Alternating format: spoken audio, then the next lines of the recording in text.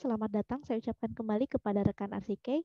Untuk webinar kali ini saya akan memberikan beberapa penjelasan dan juga gambaran singkat gitu ya dari keseluruhan teknik yang sudah RCK sediakan untuk rekan RCK dan kemudian nanti akan kita coba sambungkan juga nih dengan kehidupan kita sehari-hari dengan contoh-contoh yang mungkin sudah pernah dialami oleh rekan RCK semua gitu ya.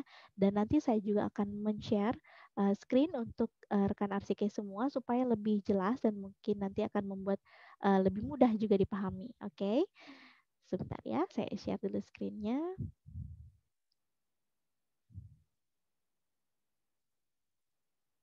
Oke, temanya apa sih untuk kali ini? Untuk kali ini kita akan berbicara mengenai teknik merubah image diri. Wah, image diri menarik ya. Image diri ini nanti akan berkaitan dengan pengenalan citra diri, gitu ya. Citra diri yang seperti apa, citra diri itu apa, gitu ya.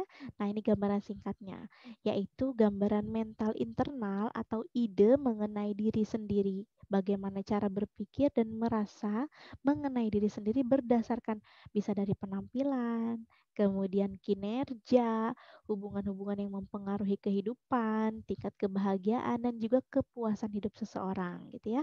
Setiap kali mempertanyakan mengenai penampilan diri, seberapa penting sih penampilan diri dan bagaimana kondisi diri kita dalam membangun citra diri tersebut gitu ya. Karena seperti misalnya nih sekarang kita melihat atau rekan arsike melihat saya seperti apa misalnya gitu ya, misalnya pakaiannya saya kurang rapi, kemudian kerudung saya misalnya berantakan gitu ya, atau mungkin saya pakai kacamatanya bukan di mata misalnya gitu ya. Nah ini nanti akan menimbulkan citra diri ini. Citra diri ini nanti sesuatu hal yang nanti akan dipikirkan oleh orang lain yang melihat kita gitu ya, yang nanti akan menimbulkan persepsi terhadap diri kita gitu ya. Nah, citra diri seseorang adalah kesan yang dimilikinya mengenai diri sendiri yang membentuk persepsi kolektif mengenai aset dan kewajiban seseorang. Nah, ini citra diri juga adalah bagaimana seseorang berdasarkan kekuatan dan kelemahannya yang kerap kali menjadi jelas melalui label yang diberikan diri sendiri untuk menggambarkan kualitas dan juga karakteristik diri. Misalnya nih, kita orangnya nggak sabaran, misalnya gitu ya. Terus kita tunjukkan gitu ya, misalnya suruh antri, duh kita nggak sabar banget, duh lama banget sih nih antriannya, misalnya gitu kan. Nah, secara otomatis orang lain yang melihat kita, kesan pertama yang mereka ambil dari diri kita adalah, wah itu orangnya nggak sabaran banget sih, lagi ngantri kok, jelas-jelas lagi ngantri harus sabar dong, misalnya gitu ya.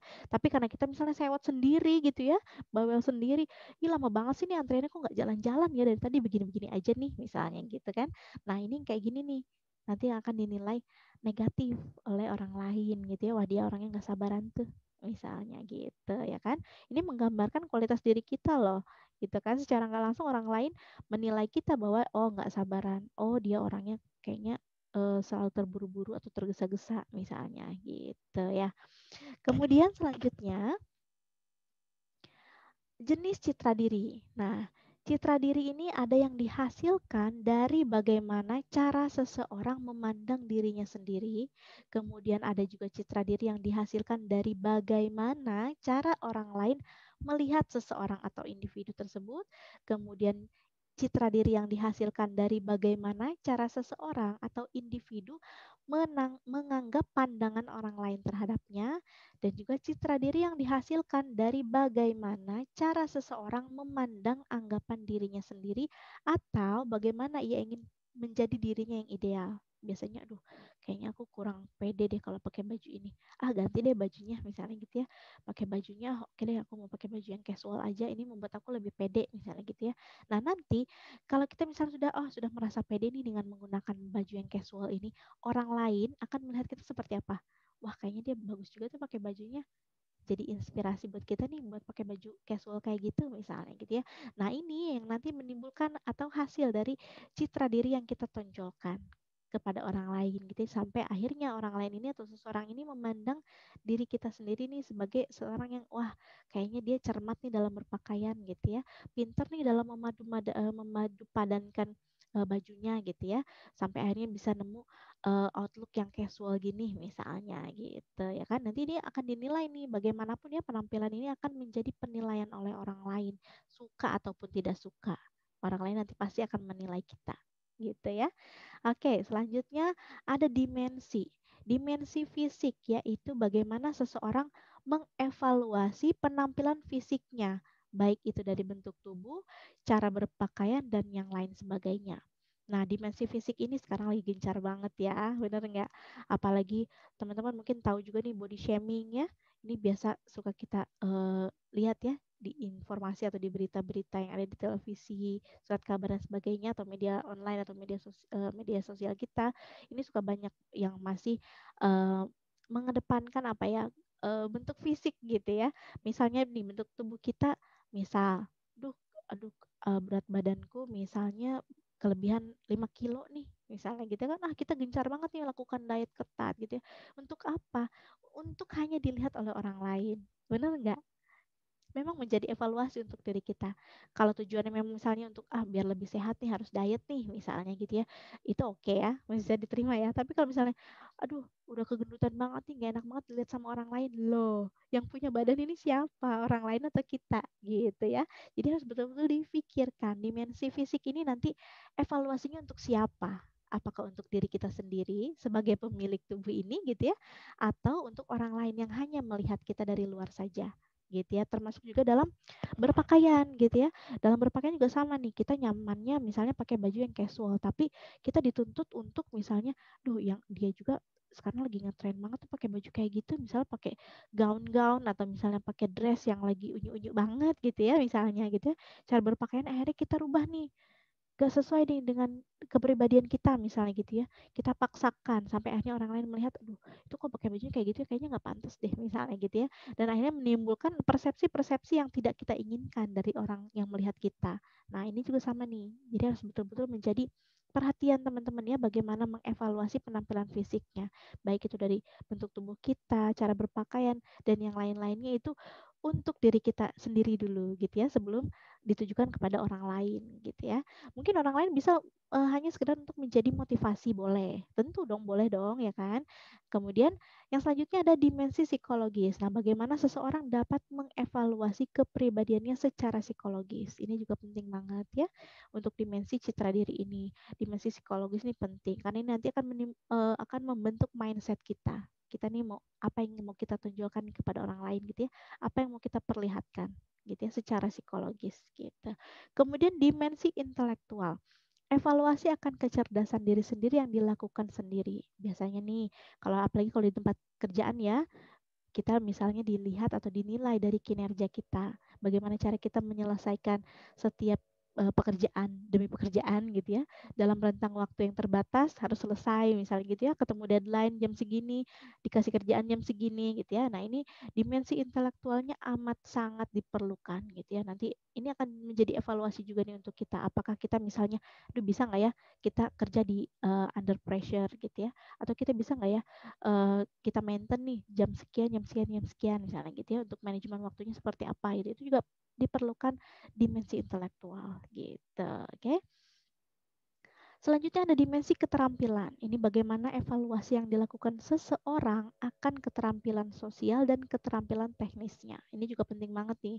Keterampilan sosial misalnya bagaimana cara kita membangun hubungan komunikasi dengan sesama rekan kerja, tim gitu ya misalnya, atau dengan tetangga, misalnya kalau di lingkungan rumah, kemudian dengan teman-teman kita, sahabat-sahabat kita gitu ya. Ini perlu keterampilan gitu ya, perlu dilakukannya evaluasi nih, gimana sih cara kita berkomunikasi dengan mereka, apakah sudah baik, apakah kata-kata yang kau keluarkan ini menyakiti hati mereka atau tidak gitu ya, atau misalnya apakah kata-kata yang sudah aku ceritakan atau misalnya aku ceritakan sesuatu hal kepada mereka tapi mereka misalnya menanggapinya dengan so-so aja gitu, kayaknya biasa aja, kayaknya apa kurang menarik ya misalnya gitu ya, keterampilan apa nih yang harus diasah misalnya gitu dalam komunikasinya, dalam hal berbicaranya, dalam pemilihan katanya dan yang lain sebagainya gitu ya. Jadi evaluasi keterampilan ini dilakukan seseorang ya untuk memperbaiki keterampilan sosial dan juga teknisnya.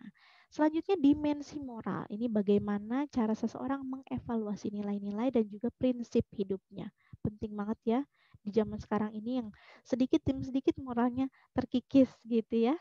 Nah, ini jangan sampai kita juga ikutan terkikis moralnya gitu kan. Jadi kita harus sering-sering nih mengevaluasi diri. Kira-kira nilai-nilai dan prinsip-prinsip hidup yang seperti apa yang harus kita jalani dengan baik tentunya ya, dalam koridor yang masih tergolong baik gitu ya, yang sesuai dengan norma-norma biasanya gitu kan. Kemudian ada lagi dimensi seksual. Ini bagaimana seseorang merasa cocok dengan norma-norma maskulin atau feminim dalam masyarakat. Misalnya nih, kalau ada bapak-bapak atau para laki-laki nih mau ke masjid misalnya gitu ya, bareng sama-sama sama semua penghuni sama warga atau masyarakat yang ada di wilayah kompleknya atau misalnya di lingkungan kampungnya misalnya gitu ya, datang bareng-bareng nih ke masjid. Misalnya sholat berjamaah untuk yang laki-laki misalnya gitu ya, atau melakukan ibadah nih di gereja misalnya gitu kan, melakukan ibadah. Pembagiannya seperti apa nih, misalnya per keluarga atau misalnya yang laki-laki dengan yang laki-laki, perempuan dengan yang perempuan misalnya gitu ya, itu kan lebih enak tuh. Jadi bagaimana nanti seseorang merasa cocok nih dengan norma-norma yang ada di dalam masyarakat, termasuk dalam pembagian misalnya seperti ibadah gitu ya, ibadah yang dijalani misalnya gitu, atau misalnya ada lagi nih kayak misalnya kita datang ke mall gitu ya, ada juga kan untuk ruang fitting roomnya yang ini untuk wanita, yang ini untuk pria misalnya gitu ya, itu juga kan nanti kita akan sesuaikan gitu ya, norma-norma mana yang cocok dengan kita gitu ya, sesuai dengan jenis kelamin kita masing-masing gitu.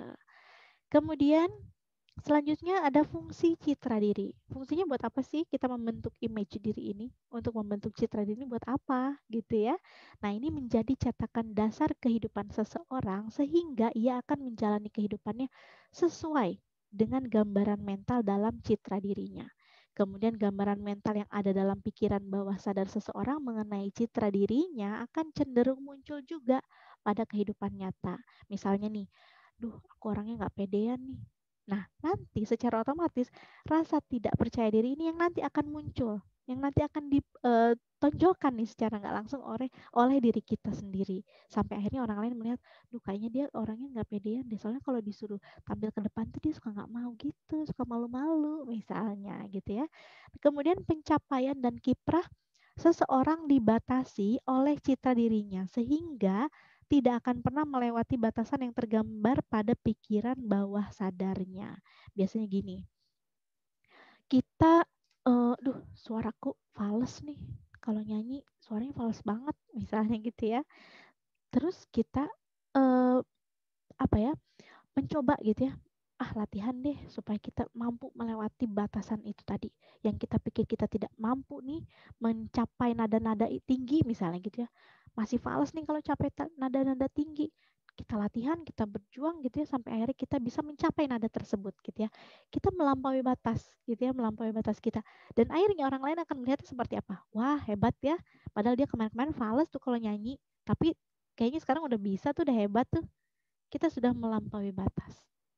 Batas yang kita sudah gambarkan terlebih dahulu sebelumnya. Duh, kayaknya nggak mampu, kayaknya nggak mampu. Tapi dengan adanya motivasi, dengan adanya keinginan yang kuat, sampai akhirnya kita mau berlatih gitu ya untuk bisa mencapai hal tersebut, sampai akhirnya kita melampaui batasan tersebut dan kita menghasilkan sesuatu yang memuaskan untuk diri kita sendiri gitu ya. Dan tentu nanti akan dilihat oleh orang lain gitu. Kemudian selanjutnya adalah citra diri yang negatif akan menghancurkan seseorang dan membawa kegagalan karena menarik unsur negatif ke dalam hidupnya. Juga mengalami gangguan konsep diri. Tentu ya, kalau kita pikirnya negatif ya pasti biasanya sih jadinya juga negatif. Tapi kalau kitanya positif nih, citra diri yang positif juga nanti akan menarik hal-hal yang positif dalam hidup seseorang sehingga membawa keberhasilan untuk orang tersebut. Jadi jangan dimulai dari sesuatu hal yang negatif dulu. Pikirkan yang positif dulu. Oke, misalnya nih kita, aduh kayaknya kalau misalnya jualan online tuh aku nggak bisa deh. Kayaknya nanti nggak akan ada yang beli deh. Itu sudah persepsi negatif yang kita bentuk. Benar gak? Nah, jangan sampai ini terjadi sama kita. Coba kalau kita ubah pola pikirnya menjadi, wah, kalau aku promosinya baik, terus aku sering lakukan promosi misalnya dalam rentang waktu misalnya 10 menit satu kali, dan sebagainya, ini nanti pasti akan ada yang tertarik deh. Pasti ada yang beli. Misalnya gitu ya. Ini citra positif yang kita bangun. Benar nggak? Sampai akhirnya karena kita sudah berpikir positif, nanti akan bermunculan sekalipun nanti tidak ada yang beli, kita tetap akan berpikiran positif. Oh, mungkin hari ini baru pengenalan nih. Namanya juga pengenalan ya, minimal mereka tahulah aku jualan apa, misalnya gitu ya.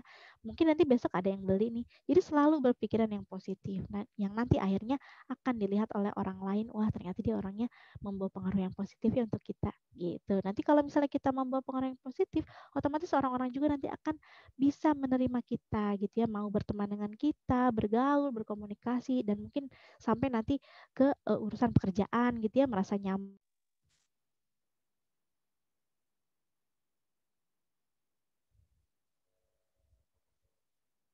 Oke, demikian untuk penjelasannya. Terima kasih atas waktunya. Terima kasih yang sudah bergabung dan ikut join dalam webinar kali ini. Semoga ilmunya bermanfaat dan jangan lupa ya jaga kesehatan karena ini masih dalam masa pandemi.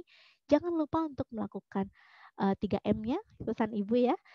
Memakai masker, kemudian menjaga jarak dan juga mencuci tangan dengan sabun di air yang mengalir. Oke, terima kasih teman-teman. Sampai jumpa di lain kesempatan. Salam progres.